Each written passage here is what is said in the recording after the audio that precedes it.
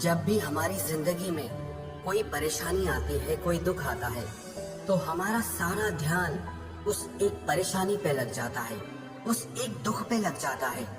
और जो कुछ भी हमारी जिंदगी में अच्छा है, जो हमें मिला है, वो हमें दिखाई ही नहीं देता है।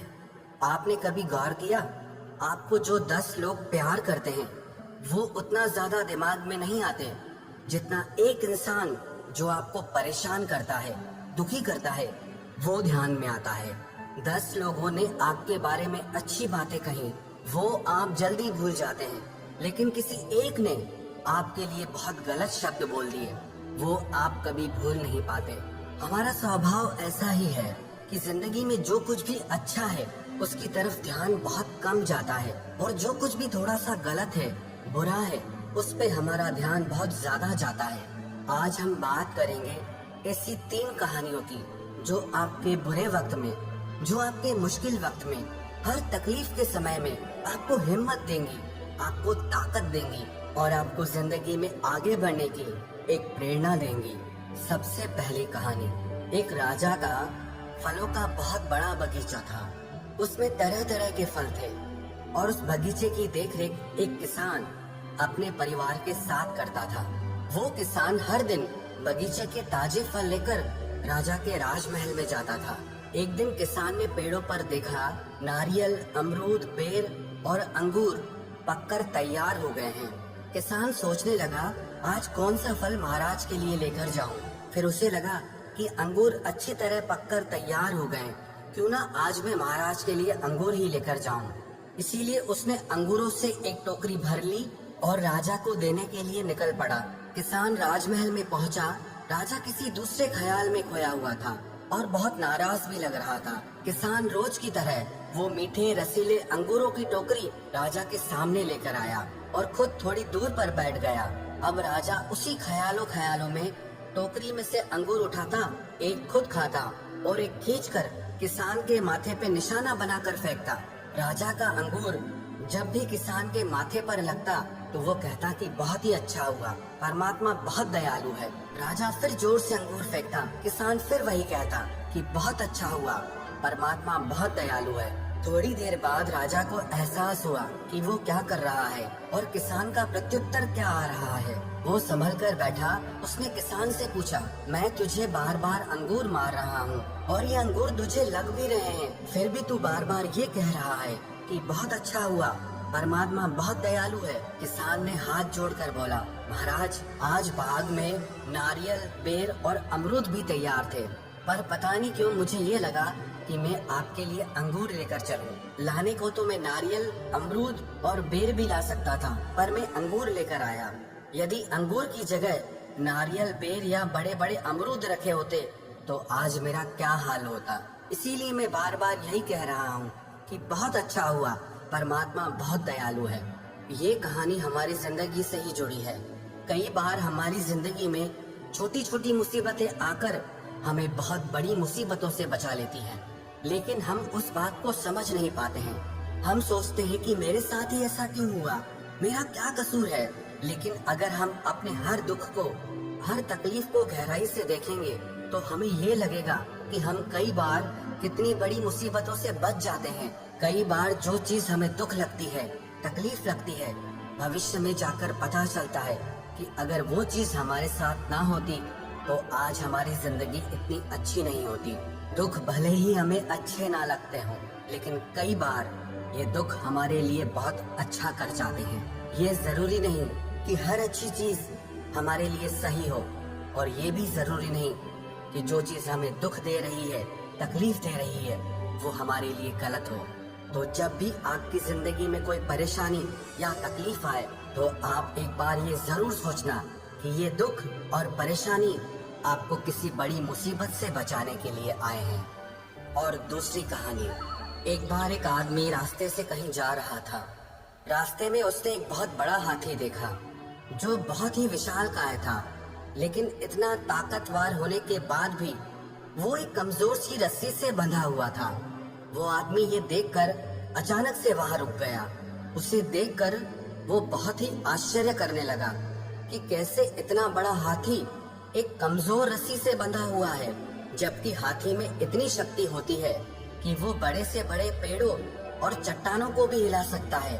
वो चाहे तो जंजीरों को भी तोड़ सकता है और आजाद हो सकता है, लेकिन वो इन रस्सियों से बंधा हुआ है। जबकि वहाँ कोई जंजीर, कोई पिंजरा था ही नहीं। ऐसा क्या कारण है जिसकी वजह से इतना ताकतवर हाथी एक कमजोर सी रस्सी से बंधा है?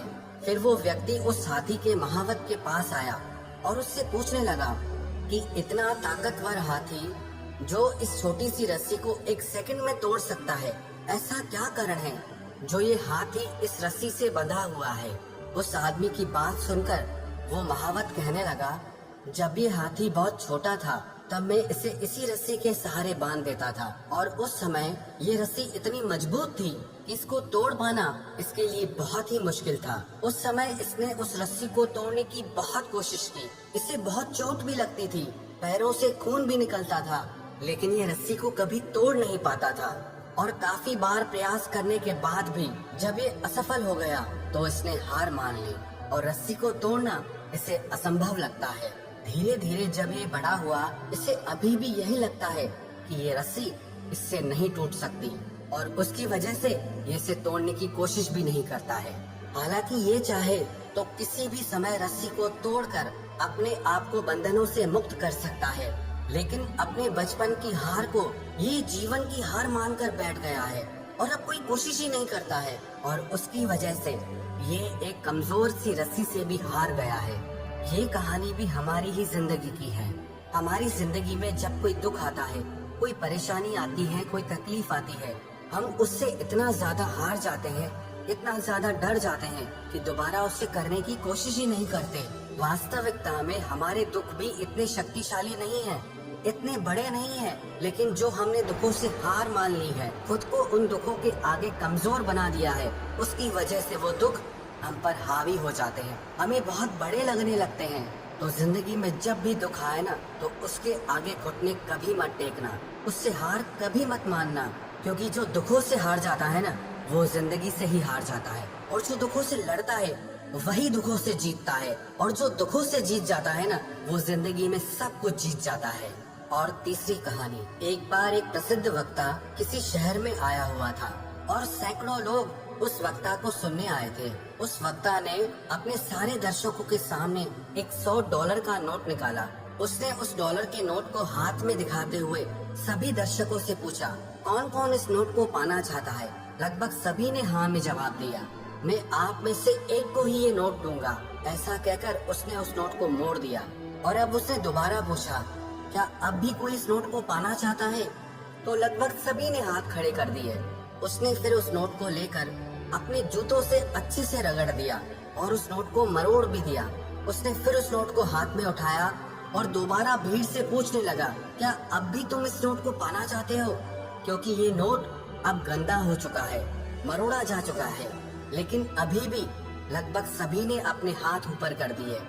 ये देखकर उस वक्ता ने भीड़ से कहा कि मैंने इस नोट के साथ पता नहीं क्या क्या किया है, लेकिन आप इसे फिर भी पाना चाहते हैं, क्योंकि इसको लाख बार क्यों न मरोड़ लो, इसकी कीमत में कोई फर्क नहीं आता है।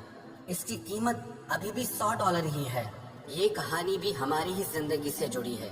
हमारी जिंदगी में भी ना ऐसे बहुत सारे मरोड़ आते हैं, बहुत सारी तकलीफें, बहुत सारी उलझनें आती हैं, जो हमारी जिंदगी में ऐसी धूल, मिट्टी और गंदगी पैदा कर देती हैं, और उसकी वजह से हम अपनी कीमत ही गिरा देते हैं।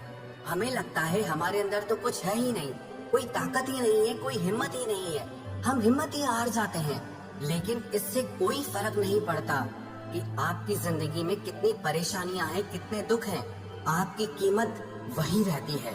चाहे लाख परेशानियां क्यों ना आ जाए, पर वो परेशानियां आपकी कीमत को कभी कम नहीं कर सकती। जिस दिन आप अपनी कीमत करना जान जाओगे, अपनी कीमत को पहचान जाओगे, उस दिन जिंदगी की कोई भी परेशानी, कोई भी तकलीफ आपके आगे टिक ही नहीं पाएगी। कई बार हमारी जिंदगी में ऐसे भी दुख आ जाते हैं जो हमें तोड़ कर रख देते हैं, जो हमें कमजोर बना देते हैं। ना ही हमें कोई रास्ता दिखाई देता है और ना ही हमें किसी का साथ मिल पाता है। हमें अपनी जिंदगी से ही नफरत हो जाती है, अपने आप से ही परेशान हो जाते हैं कि मेरे ही साथ ऐसा क्यों होता है, आखिर मुझे ही इतनी परेशानियां और तकलीफें क्यों मिलती हैं? हम ऐसी समस्याओं में फंस जाते हैं, लगता है इसका तो कोई रास्ता ही नहीं निकलने वाला। कई बार जिंदगी में कोई ऐसा दुख आ जाता है जो हमारी हर खुशी को छीन लेता है, हमारी जीने की ही इच्छा को खत्म कर देता है।